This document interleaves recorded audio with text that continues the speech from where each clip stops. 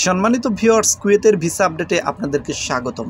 Kuwait সম্পর্কে জানতে হলে অবশ্যই কিন্তু চ্যানেলটি সাবস্ক্রাইব করে পাশে থাকতে হবে এবং কুয়েত সম্পর্কে সবসময় আপনাদের মাঝে নির্ভরযোগ্য তথ্য দেওয়ার চেষ্টা করি। সেই ধারাবাহিকতায় আজকে আপনাদের মাঝে ভিসা সংক্রান্ত বিষয় নিয়ে কথা বলবো এবং ভিসা সংক্রান্ত বিষয় নিয়ে অসংখ্য ভাই ও বোনেরা আপনারা কমেন্ট করেছেন। আপনাদের কমেন্টকে মূল্যায়ন করে আপনাদের কমেন্টে কি জানতে চান সেই বিষয়ের উপর ভিত্তি করেই কিন্তু ভিডিওটা সাজানো হবে। পুরো ভিডিওটাই ভিসা সংক্রান্ত বিষয় নিয়ে কথা হবে। অনেক গুরুত্বপূর্ণ তথ্য উঠে আসবে। আপনারা অলরেডি থাম্বনেলে দেখেছেন। সবচেয়ে গুরুত্বপূর্ণ বিষয়টি হলো জুলাই মাসে কারা কারা ভিসা পেতে যাচ্ছেন এবং কি কি কাজের উপর ভিসা বের হওয়ার সম্ভাবনা আছে, শন পেপার বের হওয়ার সম্ভাবনা আছে এই বিষয়টা নিয়ে। এবং তারপরে যে বিষয়টি সেটা হচ্ছে বর্তমান পরিস্থিতিতে অভিযানের ভিতরে ভিসার কাজ কতটা ব্যাঘাত ঘটছে এই সম্পর্কে অনেকেই জানতে চেয়েছেন, কমেন্ট করেছেন। তো প্রথমে বলি, জুলাই মাসে কি কি কাজের উপর ভিসা হওয়ার সম্ভাবনা আছে এই বিষয়টা প্রথমে বলি। তো প্রিয় বন্ধুরা, যারা কুয়েতে আসার জন্য অধীর আগ্রহে অপেক্ষা করতেছেন, কুয়েতের ভিসা সংরক্ষণ করার জন্য আপ্রাণ চেষ্টা করতেছেন, তাদের দৃষ্টি আকর্ষণ করছি। প্রিয় বন্ধুরা, আপনাদের মাঝে যারা ক্লিনার ভিসাতে কুয়েতে আসার চেষ্টা করতেছেন, ক্লিনার লেবার এবং ওয়ার্কার ভিসাতে যারা কুয়েতে আসার চেষ্টা করতেছেন, তাদের জন্য মোটামুটি একটা শুভ সংবাদ হচ্ছে এই রানিং মাসে এপ্রিল মাসে কিছু ভিসা আপনাদের জন্য হবে। এখন এখানে আরও কিছু কথা থেকে যাচ্ছে, সেটা হলো কি কি কোম্পানির ভিসা হওয়ার সম্ভাবনা আছে এই বিষয়টি নিয়ে অনেকেই কমেন্ট করেছেন। আর এই বিষয়টি নিয়ে কিন্তু আমি অনেক সময় উত্তর দিয়েছি। এরপরও এই বিষয়টি নিয়ে ভিডিওর শেষের দিকে কথা বলবো, কারণ কি কাজের উপর ভিসা হওয়ার সম্ভাবনা আছে এই ধারণাগুলো আমি আপনাদেরকে আগে দিয়ে দিচ্ছি। যেগুলো সবচেয়ে বেশি বের হওয়ার সম্ভাবনা আছে সেগুলো আগে বলতেছি। তো এরপরে 2 নম্বরে যে ভিসাগুলো এই রানিং মাসে বের হওয়ার সম্ভাবনা আছে সেটা হচ্ছে ড্রাইভিং ভিসা। প্রিয় বন্ধুরা, যারা ড্রাইভিং ভিসাতে কুয়েত আসতে চাচ্ছেন তাদের মোটামুটি একটা শুভ সংবাদ, সেটা হচ্ছে ড্রাইভিং ভিসা অনেক জায়গার থেকে আপনারা এপ্রিল মাসে পেয়ে যাবেন।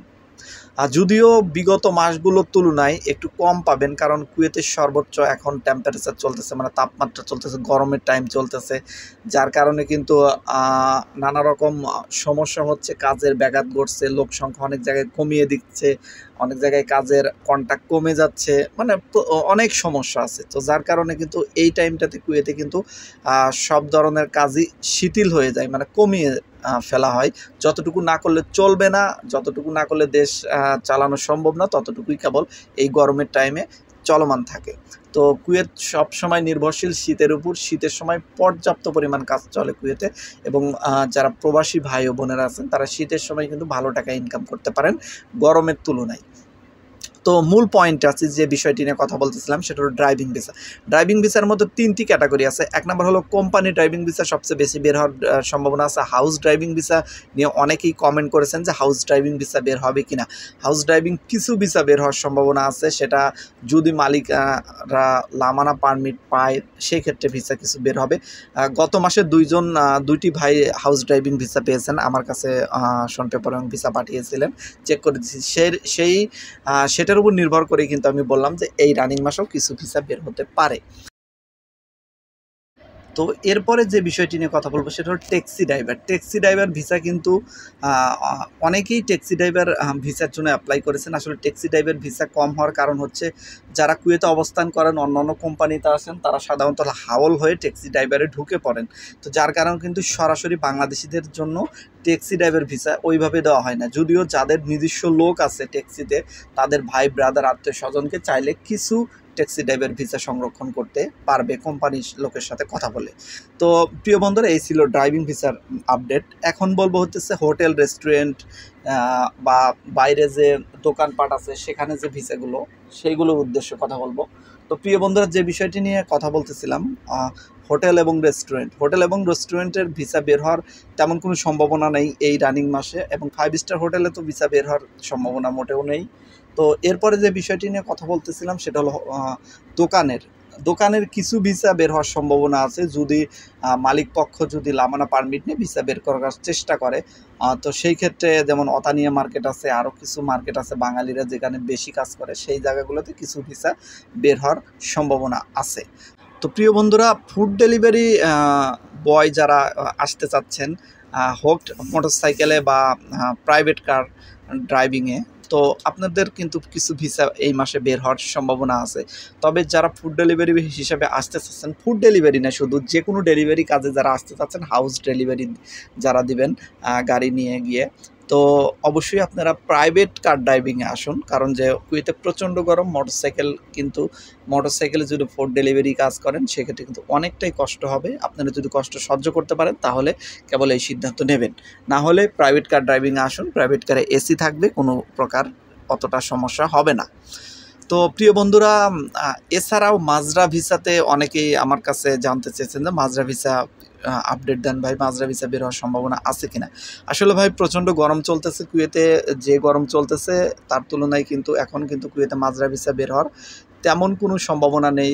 যদি হাতে গোনা 2-1টা ভিসা বের হলেও হতে পারে, অগ্রিম কিছু বলা যাচ্ছে না, না হওয়ার সম্ভাবনাই সবচেয়ে বেশি বর্তমান পরিস্থিতিতে। তো প্রিয় বন্ধুরা, এরপরে যে বিষয়টি নিয়ে কথা বলবো সেটা হচ্ছে অভিযানের কারণে কি ভিসার কোনো সমস্যা হয়েছে কিনা। এছাড়াও আরও কিছু ভিসা সংক্রান্ত বিষয়ে অনেকেই জানতে চেয়েছিলেন, যেমন কনস্ট্রাকশন কাজের ভিসা বের হবে কিনা।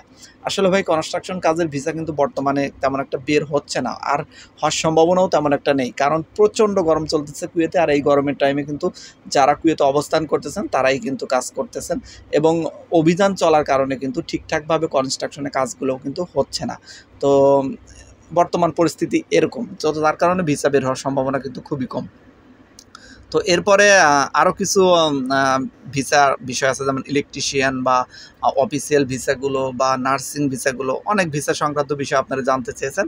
তো যেগুলো বিষয় না আসলে বের হওয়ার সম্ভাবনা ছিল মোটামুটি বলে দিয়েছি। এছাড়াও 2-1টা বিষয় বের হলেও হতে পারে, সেটা আমার অজানা থাকতে পারে।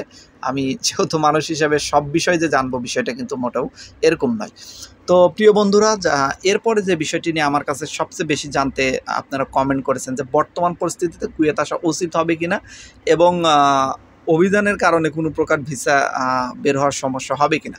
তো প্রিয় বন্ধুরা, যে বিষয়টি নিয়ে গুরুত্বপূর্ণ আপনাদের, সেটা হলো বর্তমান সময় কুয়েতে আপনারা আসতে পারবেন যদি আহলি ভিসা নিয়ে আসেন, সেক্ষেত্রে আপনাদের জন্য কুয়েত আসা মোটামুটি ভালো হবে। তবে বর্তমান সময়ের যে পরিস্থিতি, যদি আপনি ক্লিনার ভিসাতে আসার চেষ্টা করেন, আকুত ভিসাতে আসার চেষ্টা করেন, সেক্ষেত্রে কিন্তু আপনার অনেক ধৈর্য ধরতে হবে, কারণ আপনাকে আসতে মানা করব বিষয়টা এরকম না। অনেকে যদি বলি যে পরিস্থিতি ভালো না, আসবেন না, মন খারাপ করবে যে ভাই আপনারা আছেন আমাদের মানা করেন, বিষয়টা এরকম না। আসলে প্রত্যেকটা দেশের পরিস্থিতি ভালো না। তো যদিও আসেন আপনারা ক্লিনার ভিসাতে, সেই ক্ষেত্রে অবশ্যই ধৈর্য ধরতে হবে। এখানে এসে বাইরে কাজ কিন্তু বর্তমানে করতে পারবেন না, কারণ যেভাবে অভিযান চলতেছে এখানে কিন্তু বাইরে কাজ করার কোনো প্রকার চিন্তাভাবনা করাই যাবে না। আসলে পারে আপনারা যদি 8 ঘন্টা ডিউটি করেন সেক্ষেত্রে 75 দিনের স্যালারি পাবেন, তাও 65 বা 70 দিনের পেতে পারেন, কিছু কাটিং হয়।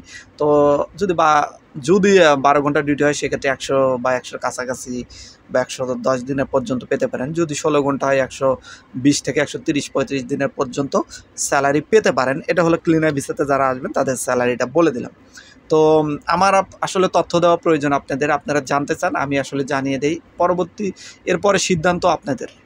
তো প্রিয় বন্ধুরা, এরপরে যে বিষয়টি নিয়ে সবচেয়ে বেশি জানতে চেয়েছেন সেটা হলো অভিযানের কারণে কোনো প্রকার সমস্যা হবে নাকি ভিসা বের হওয়ার কারণে। আসলে ভাই কোনো কিছুতে মানে কোনো যদি ব্যাঘাত ঘটার মতো কোনো কিছু ঘটে, তো সেই ক্ষেত্রে কিন্তু অবশ্যই প্রভাব পড়ে। একদম যে প্রভাব পড়বে না বিষয়টা কিন্তু মোটেও এরকম না, কিছুটা হলেও প্রভাব পড়বে। আসলে অনেকেই বলতেছে এর কারণে ভিসা বের হবে না বা ভিসা বের হচ্ছে না। আপনাদের দালাল যাদের কাছে পাসপোর্ট জমা দিয়েছেন তারা হয়তো এই সুযোগে বলতেছে আসলে ভিসা দিতে পারতেছে না। এই অভিযান না হলেও তারা দিতে পারতো না, কিন্তু অভিযানের হয়তো অজুহাত দিচ্ছে যে অভিযানের কারণে ভিসা হচ্ছে না বা এই সমস্যা ওই সমস্যা। বিষয়টা কিন্তু মোটেও ওরকম নয়। সামান্য কিছু সমস্যা হলেও দেখা যাচ্ছে অধিকাংশ জায়গায় কিন্তু স্বাভাবিকভাবেই ভিসার কার্যক্রমগুলো চলতেছে, কারণ ভিসার কার্যক্রমের সাথে অভিযানের কোনো সম্পর্ক নাই। অভিযানের সম্পর্ক আপনি কুয়েতে অবস্থান করতেছেন, কি করতেছেন না করতেছেন, অবৈধ কোনো কাজ করতেছেন কিনা, কোথায় যাচ্ছেন, আর ঠিকমতো আপনি আইন মেনে চলতেছেন কিনা, এই সংক্রান্ত বিষয়ে। আসলে অভিযান বিষয়টা কুয়েতে যারা অবস্থান করতেছেন তাদের জন্য, যারা নতুন বাংলাদেশ থেকে আসবেন বা অন্য কোনো দেশ থেকে আসবেন তাদের জন্য কিন্তু মোটেও অভিযানের কোনো সমস্যা হবে না। আর এখানে আসলে অবশ্যই আপনার 100% আইন মেনেই চলতে হবে। তো প্রিয় বন্ধুরা, আশা করি বিষয়গুলো ক্লিয়ার আপনাদের মাঝে। অনেক দিন হলো আপনারা এই বিষয়গুলো নিয়ে প্রশ্ন করতেছিলেন, যার কারণে উত্তর দিয়ে দিলাম। তো তারপর ভিডিওর শেষের অংশে যে বিষয়টি আমি আপনাদের মাঝে বলতে চেয়েছিলাম সেটা হচ্ছে ক্লিনার ভিসাতে কোন কোন কোম্পানিতে ভিসা বের হওয়ার সম্ভাবনা আছে, এই বিষয়গুলো না অনেকেই কিন্তু আমার কাছে প্রশ্ন করেছেন। আসলে ভাই আপনাদের মাঝে অগ্রিম কোনো কথা আমি আসলে এইভাবে বলতে চাচ্ছি না। কী জন্য চাচ্ছি না? কারণ আপনারা কমেন্ট করেন প্রতিনিয়ত, আপনাদের সম্মান করি, ভালোবাসি, যার কারণে আপনাদের কমেন্টে উত্তর দেওয়ার জন্য বারবার কোম্পানির নামগুলো আমাকে নিতে হয়। যেমন তানজিব, আল ফয়সাল, পিসাইট, Abdul Hamid, national, GM, UFM, ওয়েলাল নসিব, আরও যে ক্লিনার বড় বড় কোম্পানিগুলো আছে প্রত্যেকটা কোম্পানির নাম ধরে ধরে আপনারা কমেন্ট করেন, যার কারণে কোম্পানির নামগুলো নিতে হয়। কিন্তু বিশেষ করে বর্তমান পরিস্থিতিতে কোনো কোম্পানি নেই শিওর, মানে দেওয়া যাচ্ছে না। তো যার কারণে কিন্তু কোনো নাম ধরে যে এই কোম্পানিতে ভিসা বের হবেই 100% শিওর এটা কিন্তু বলা যাচ্ছে না। তো হতে পারে, সম্ভাবনা আছে কোন কোন কোম্পানির এই নামগুলো কিন্তু কালকে ভিডিওতে আমি বলে দিয়েছি। তো আশা করি ভিডিওটা আপনারা দেখেছেন এবং কোন কোন কোম্পানিতে ভিসা বের হওয়ার সম্ভাবনা নেই সেটাও কিন্তু আমি বলে দিয়েছি গতকালকের ভিডিওতে। তো সম্মানিত ভিউয়ার্স, আজকের মতো এখানেই বিদায় নিচ্ছি। সবাই ভালো থাকবেন, সবার জন্য দোয়া এবং শুভকামনা রইল, আমার জন্য দোয়া করবেন। আজকের মতো বিদায়, আল্লাহ হাফেজ।